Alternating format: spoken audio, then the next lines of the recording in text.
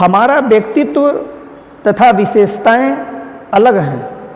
यद्यपि हम नदी के प्रति समर्पित हैं, परंतु हम नदी की भांति बहते नहीं हैं, क्योंकि हमारा मानना है कि बहना रेत होने की तरह होता है।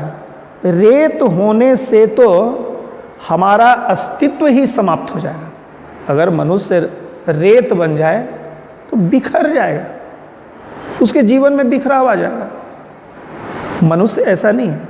तुलना तो नदी से की गई है, लेकिन नदी से हम लोग अलग हैं। यही बात अज्ञेय जी समझाना चाहते हैं। इसे फिर से देखेंगे। रेत होने से तो हमारा अस्तित्व ही समाप्त हो जाएगा। अस्तित्व यानी वजूद, मनुष्य का वजूद समाप्त हो जाएगा। जिस प्रकार एक द्वीप के बह जाने पर वह दोबारा अपनी असली जगह प्राप्त नहीं कर सकता। द्वीप अगर एक बार बह जाए तो फिर वह अपनी पहचान खो बैठता है।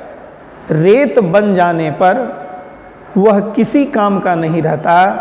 वैसे ही हम अपने अलग व्यक्तित्व को ही अपना भाग्य मानते हैं। हम नदी के पुत्र की तरह हैं। रिलेशन भारतीय संस्कृति की विशेषता है कि पशु से लेकर पंछी से लेकर पेड़ पौधों तक बड़ा ही भावनात्मक संबंध हो जाता है।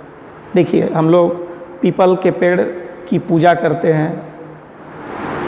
अगर सूर्य भगवान को अर्घ चढ़ाना है, अर्घ देना है, तो नदी में ही आते हैं।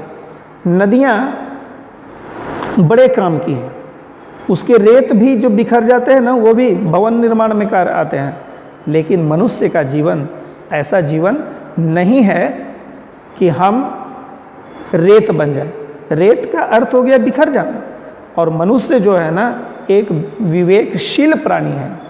तो अज्ञेय जी कहते हैं, वैसे हम अपने अलग व्यक्तित्व को ही अपना भाग्य मानते हैं। हम नदी के पुत्र की तरह हैं तथा उसी की गोद में बैठे हैं। वही हमें बड़े भूखंड से मिलाती है। कभी भूखंड को अपना पितर मानता है, पूर्वज, ऐसा संबंध है। पूर्वज उनको कहते हैं कि पिताजी नहीं रहे, उनके पिताजी नहीं रहे, तो एक चली आ रही, तो हम लोग तर्पण, देखिएगा कि गया में एक नदी है, उसका नाम है फल्गु नदी।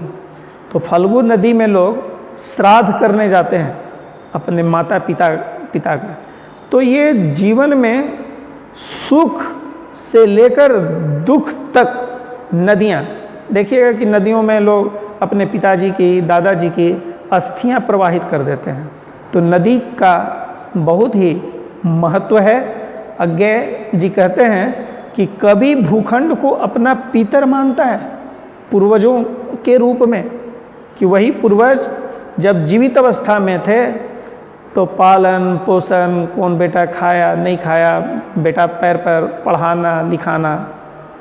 तो आज जब उनका अस्तित्व इस पृथ्वी से समाप्त हो जाता है, जब वे पूर्वज बन जाते हैं, तो वही नदी के रूप में बहते हैं, पंछी के रूप में चहकते हैं और सिंह बनकर दहाड़ भी लगाते हैं। हम ऐसा नहीं कहते कि मनुष्य का जीवन अलग हो जाता है और अगले जन्म में वो जानवर ही बनेगा, ऐसी बात नहीं है। कहने का अर्थ यह है कि व्यक्ति नदी से बने द्वीप की तरह है। बहुत ही ध्यानपूर्वक सुनिएगा, है ना। कहने का अर्थ क्या है? अज्ञेय जी क्या कहते हैं? यह है कि व्यक्ति नदी से बने द्वीप की तरह है। नदी परंपरा का प्रतीक है तथा भूखंड समाज का। परंपरा ही समाज और व्यक्ति को मिलाती है।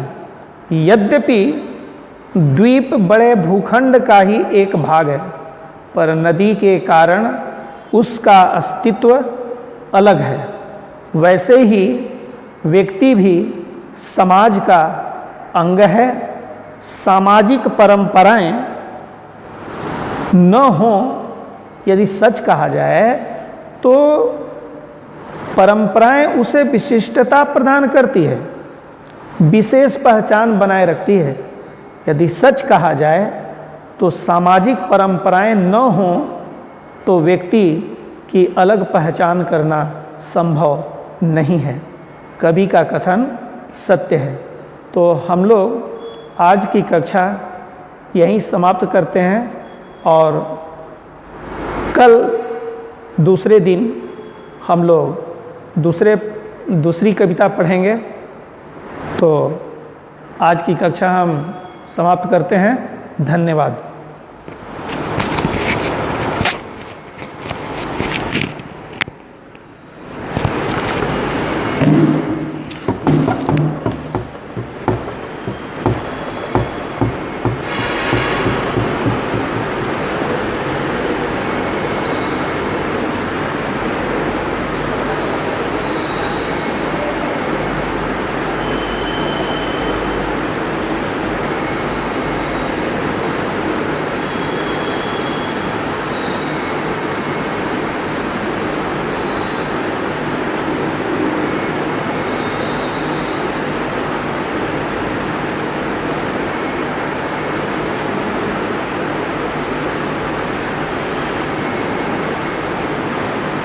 वाला जो बीच में शब्द आ गया ना उसको